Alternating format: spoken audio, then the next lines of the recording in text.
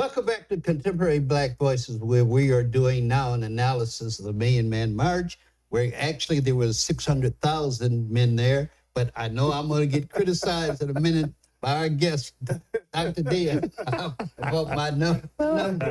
And some of the promises that they made to go back to their communities and do. But before we get to that, I just want to take out one issue, and that was Angela Davis, who was totally opposed to the march. And she said it was an attempt to force women back in back into the kitchen and make them secondary to the men. Wow. How do y'all respond to Angela Davis? I'll respond. I don't know where that sentiment came from. Angela Davis, my sister, love of the life. So I don't have any animosity towards Angela Davis, but I can tell you that wasn't the sentiment that day. Like we were talking off camera, Brother Chris and I, we were talking off camera about the women that were there, that were cheering us on. As we were walking, we getting off the train, walking down the street, and Brother Chris was there, he'll tell you, walking down the street, and women were cheering us on. Because I believe that ultimately our black women, they want to push their men out in front and want us to lead. So they were nothing but supportive. And I wasn't married at the time, but I know a lot of people who were. Some of their wives were actually with them that day. And they were able, they gladly stood back and said, let's watch my black man, watch my king do what he does. They were proud. From what I saw, they were proud, and Chris can touch on a little bit more, but they were proud to see what we were doing that day. I want to ask another question, but my question is to Fred. My question to You always do this. Yeah. My question is why you come with the 600,000? Yeah, where did that come from? And he comes with the 2 million, but you will take somebody else's word, but you wouldn't take his. Yeah, Fred. You really want to go there?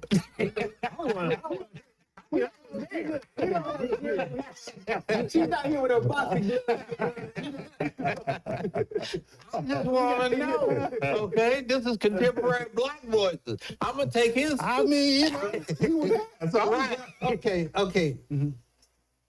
First of all, all with due respect to Yes, sir. Dr. Diop. Yes, sir. He is a member of the nation. Okay. Okay, and the nation's coming out with these bloated numbers, and to me, it's almost like. Well, wait a minute. Who says bloated? But who says bloated? You let me answer. You use the adjective like bloated. Who says it's bloated?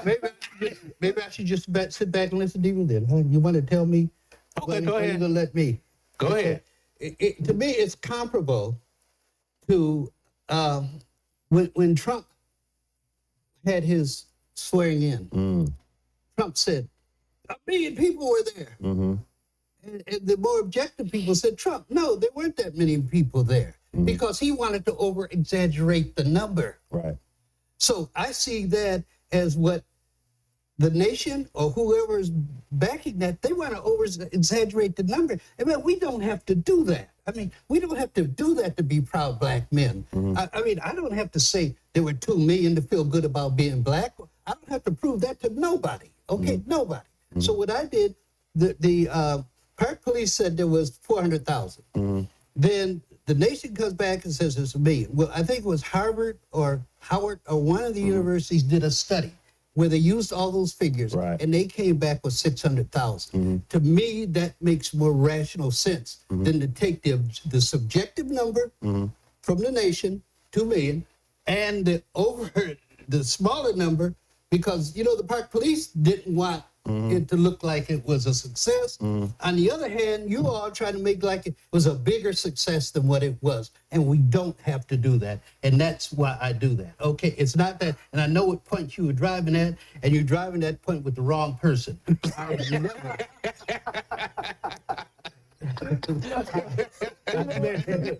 Let me be neutral. I will be neutral. I'll be neutral. Okay. So if you come in on his side, y'all like to don't set it up. So you're neutral and come back on his side. I'm not on his side. Okay. I'm neutral. So the 600,000 is a compromise number. Is basically what we're saying, right? Well, it was somehow I have to go back and research it. Either Harvard or Howard statistically use that to come up with that number. You can call it a compromise if you want to. That's fine. But that's how they did it. That's why I use that number. The thing is, I was there. And to be in that number, to witness it for yourself. If I had gone to Trump's inauguration, if I had been there, and Trump said there were this many people there, I can say without any equivocation that you're wrong because I was there. But I wasn't there. None of us were there. So he could say what he said, say what he says. But the Million Man March, to be in that number, when I tell you, again, I wasn't there. I couldn't count. No, none of us could. But to be shoulder to shoulder across the mall from this point to this point, from that point all the way to that point, we were shoulder to shoulder. Well, that I can tell you. I spent a lot of time at the mall. At the mall when I lived in D.C. In fact, we played softball there. And to put 600,000 on there, you're gonna be shoulder to shoulder. So, you know, you were there, but let's be real.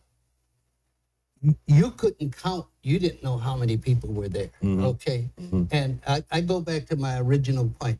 Man, we don't have to do that. We don't have to do that. We don't have to exaggerate the number. We look like the Trump people. You know, trying to make Trump look good. We don't have to make ourselves look good. That we are already good. Okay. Let me say this. Already good. Let me say this to our viewers. I'm really sorry I brought this up. No, you're not. He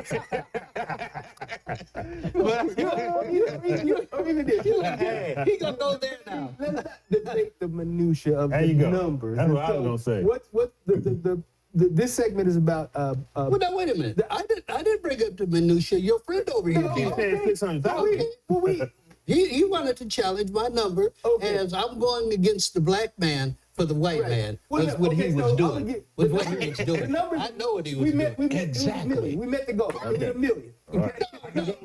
I can go with that. No, I can go with no, not on this show. From me, I can go with I'm that. not going with that. Okay. I'm going with the 600,000. Okay. I can't. If you need a million, fine. The 400,000, and we know how the media operates, and we know how the park police operates, and we know the government wanted to deflate the numbers because they definitely didn't want it to appear as being successful. So if we're gonna do a compromise between 400,000 and 2 million, my compromise number is gonna be a million. I'm with you. I'm with a million. Yeah. I'm with a But million. no, but I'm playing, I'm just messing around. I got you. Well, let me ask. Let me ask another question to our guests. Finally. With getting back to the Million Man March and where we are right now, okay, what happened successfully and what happened that we should have been able to do better?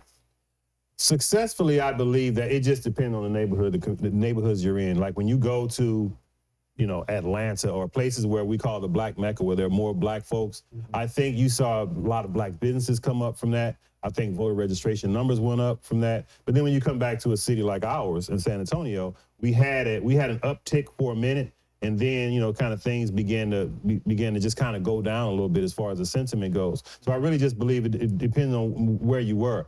I mean, I don't know, Professor Freire can probably answer this better as far as like the number of voters that hit the rolls after the Million Man March. I wasn't even registered to vote back then, and I registered to vote. And how many black men hit their local churches and joined their churches and all that kind of thing. I know I can tell you for the Nation of Islam, the mosque numbers swelled.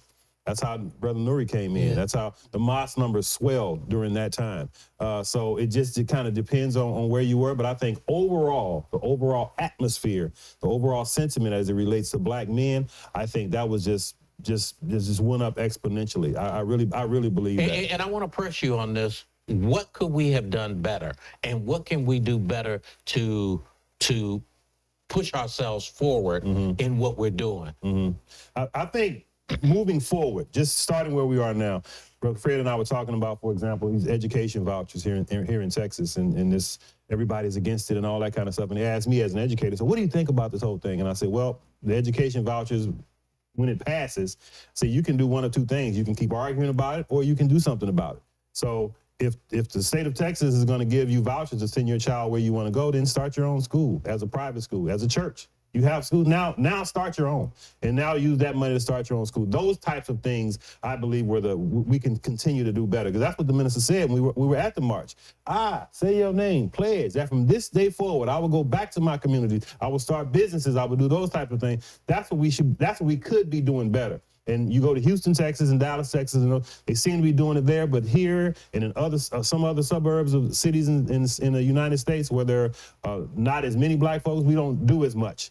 But I think that when you go to places like Houston, Chicago, and all that stuff, you'll see this uptick, and everybody is trying to do better and all that kind of stuff. And I believe that was a direct reflection of what happened at the march. Is there any way that the nation could help the overall black community without the black community having to take on Islam or anything like that? How can we bridge that gap? Because from my viewpoint, we have no other leader than Farrakhan. Yes, sir. But he's aging now, and we've got to look at the future. Yeah. And I think there needs to be something where you have a lot of positiveness that's being done in the nation. Wait. You have no other leader than Farrakhan? Farrakhan is the leader of a sect. No, what I'm saying, Farrakhan is the leader of a sect. I'm saying for me. Oh, you said we have, I'm glad you clarified. Yeah, Oh, I'm just saying you. for me. He's your leader. Yeah, he said for me. Okay, he's your leader. Are y'all Yeah. related? Y'all could be big brother, little brother.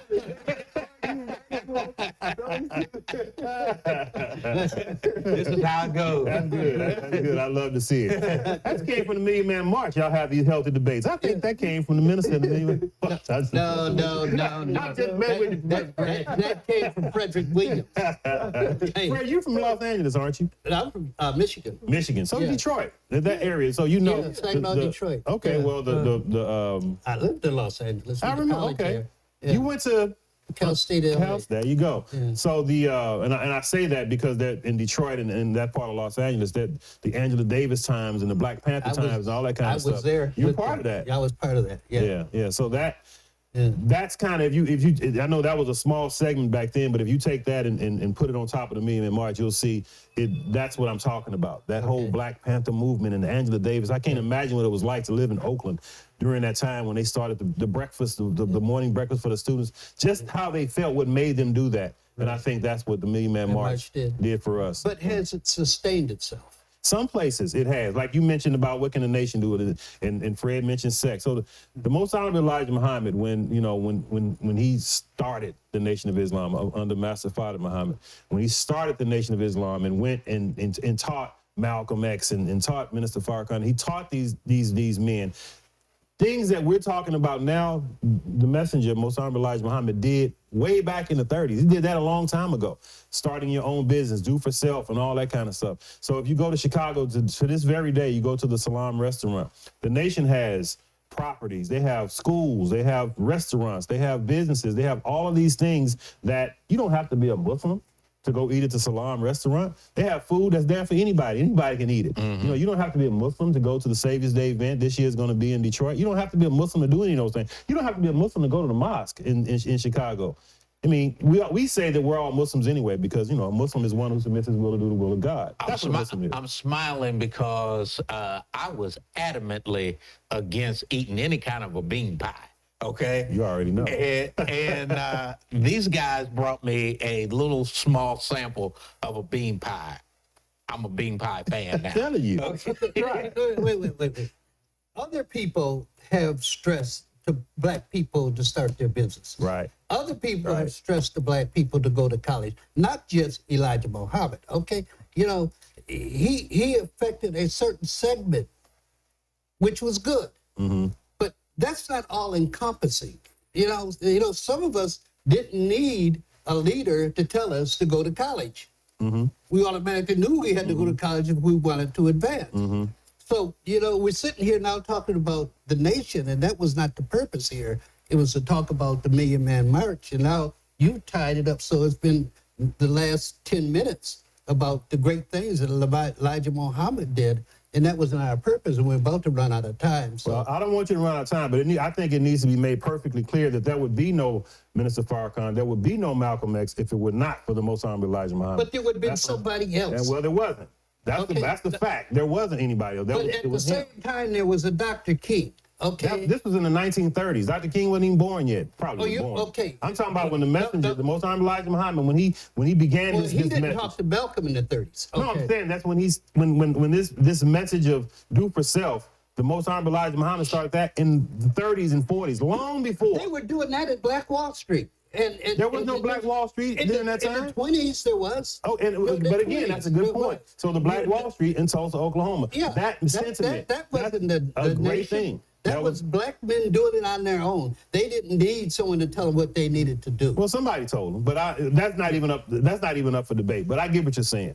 Tulsa. Go ahead, Been a sir. fantastic show today, folks. And coming up is Hot Topics. So go ahead and take us out, brother. Okay, Hot Topic. yeah. We'll be back with Hot Topics. Million. And it's okay, it's going to be a hot topic. We're going to talk about what's happening in the Middle East and how we are getting the information from our news media. So we'll be right back with Contemporary Black Voices, as usual, telling our story our way, even though there may be different viewpoints. I love it. I love it. I love it. I love it. That's great.